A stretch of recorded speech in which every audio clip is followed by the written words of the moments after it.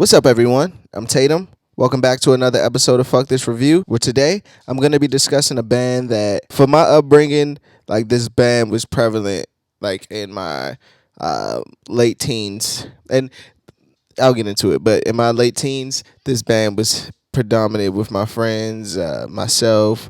Uh, yeah, they were really, really huge. So I wanted to go back and listen to this album to see if it still held up because I haven't listened to it in years.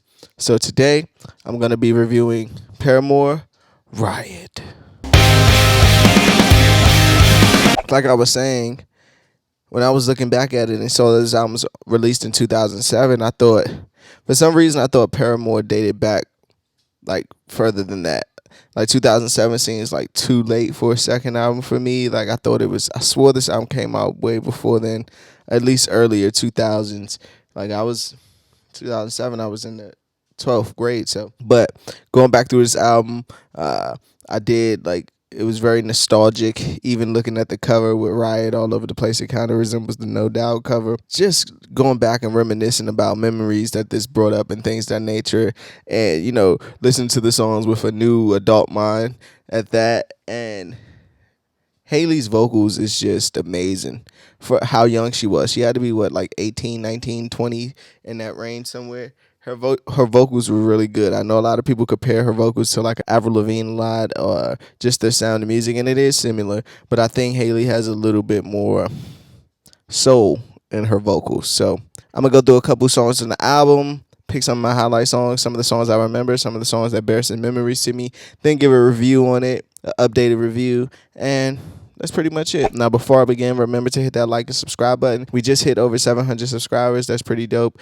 pretty huge. I just started this whole channel a couple months ago, and it's no salacious things, and it's just pure like the love of music that's driving this. So it's real organic. So I appreciate everyone who subscribed to me already. But let's get into it. The album Riot came out in 2007, June 12th. It's like a week before my birthday, actually, before I turned 17. So maybe I was in the 11th. Sold over 3 million records. Majority of the singles released from this album received a certification of platinum or gold in some way, and that's a pretty cool stat I didn't realize until I went back, and then it dawned on me, oh yeah, these songs were huge. The album starts with, for a pessimist, I'm pretty optimistic, and I think it was a great opening track. I think it had bared all the energy. It sounded like they were refreshed from their first album. It sounds like just something new in a way that I just appreciate from great intro tracks. I think this is the perfect one to start the album with. And the song's pretty much about, just putting your faith into someone and they letting you down and they blow that opportunity, that miss love, that miss just kindness that you were willing to give to them.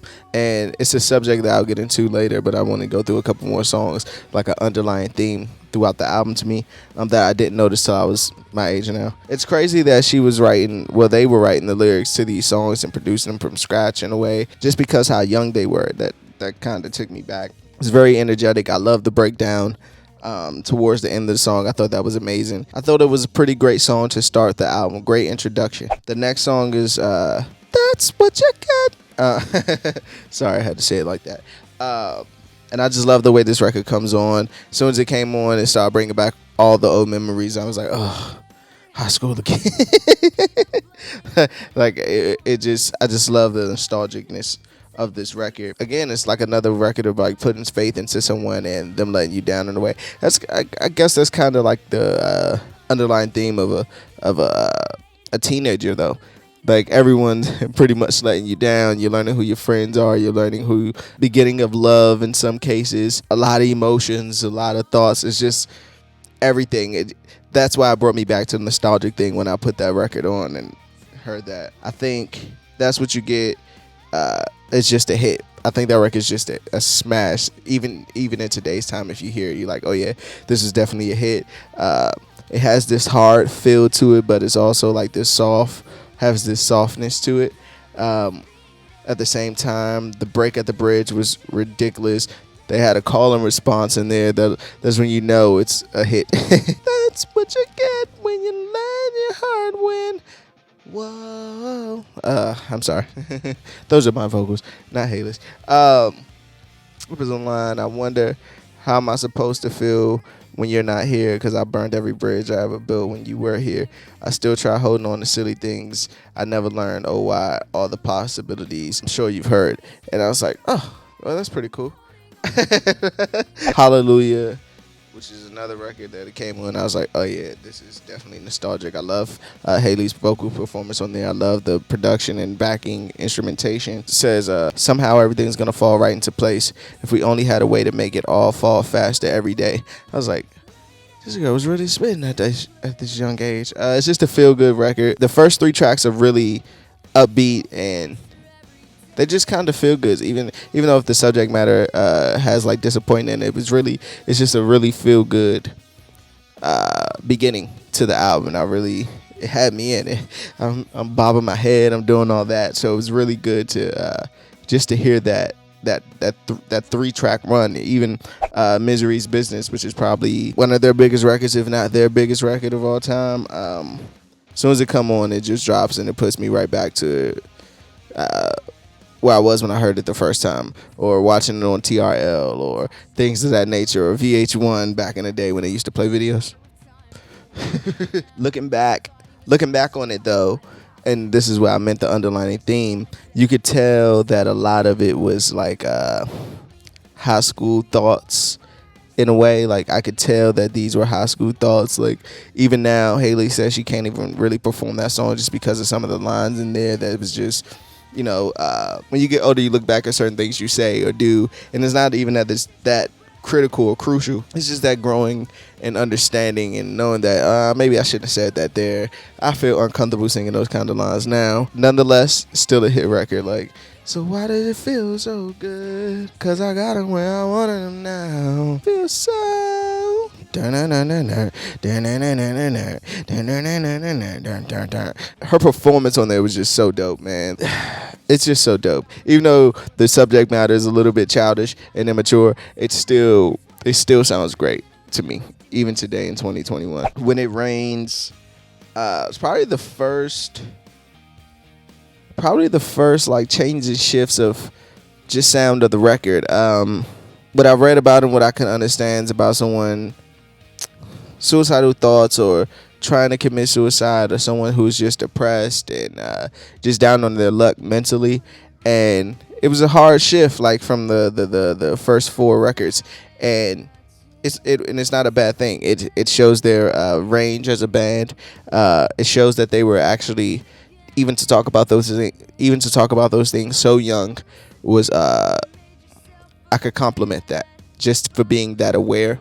And we all probably had some friends who dealt with mental illness, or someone who's attempted suicide, and she has the line like the hook or something that's like, and oh, how could you do it? Oh, I never saw it coming. Oh, I need an ending, so why can't you just stay just long enough to explain?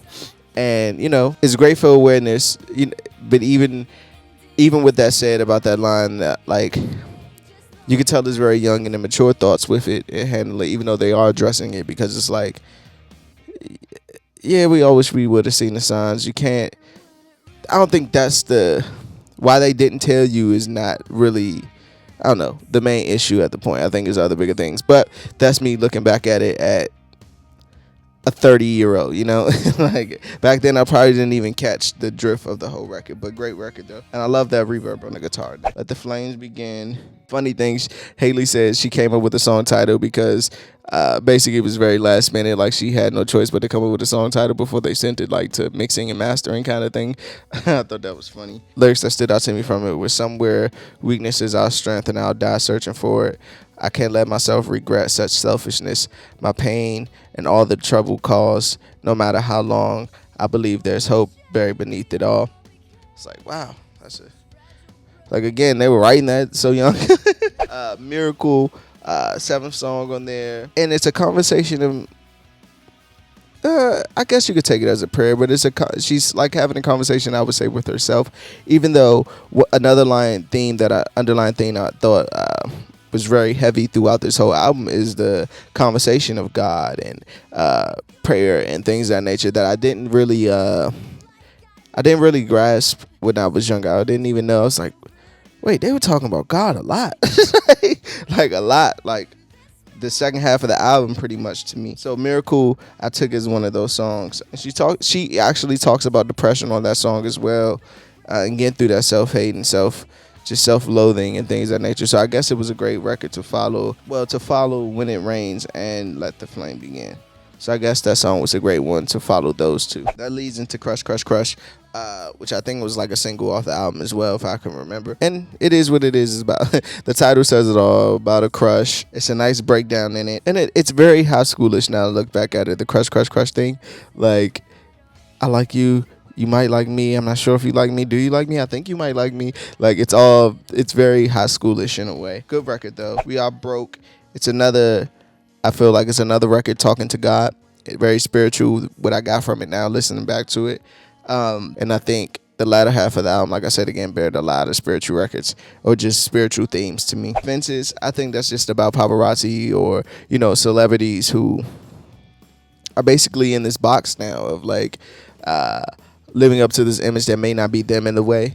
And I could see them at that second album, 17, 18 years old, 19 years old, writing this record. I could get it. It's a line in here. And now you can't turn back because this road is all you'll ever have. And it's obvious that you're dying.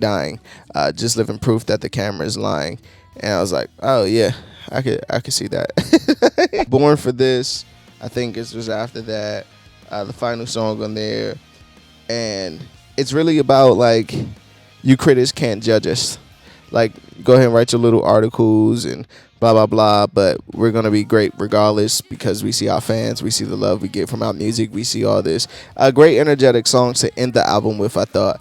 Yeah, it was just a great way to end the album after pretty much a lot of songs that dealt with, I don't know, depression in a way towards the latter of the album. So it was a great song to close out the album with. Leave it on a high note, I would say. Let me get into my best songs. That's What You Get, Misery's Business, and When It Rains. Those are my three. Worst song I'm going to go with Born for This for the worst song. Best line, learn to run from anything uncomfortable. We tied our pain below, and no one ever has to know that inside we're broken. I try to patch things up again to count my tears and kill these fears. I just thought that line was pretty cool. It stood out to me. How many fucks given right now in 2021? To be truthfully honest with you, I'll give it a 3. I'll give it a 3 now in 2021. I don't think it was as good as I thought it was, and I went back to it, and it's not as bad that it could have been. So I'll give it a 3 because it still had those gigantic hits on here. Like, you just can't deny that. But a 3, maybe a 3.5 out of 5. Let's wrap this shit up, though. In closing, Paramore Riot album, great.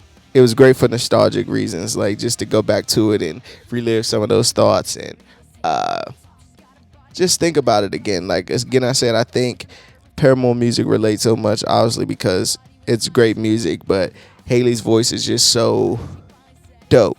Like, yeah, it straddles the line of that early pop rock sound that we got in the early 2000s, but I think her vocal performance is really good. I think she bears emotion in her vocals that just draws people in and make them feel seen. Because now I'm looking back on it, I'm pretty sure when kids was listening to this in school and things of that nature, they just felt seen. Everybody knows the crush. Everybody feels let down. Everybody's going through a mental low for the most part.